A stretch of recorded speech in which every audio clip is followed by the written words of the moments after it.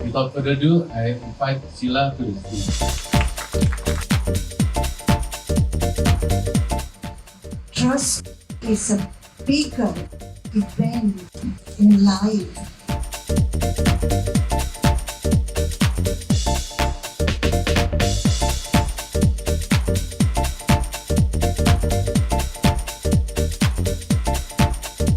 Did you misuse that power in any instances?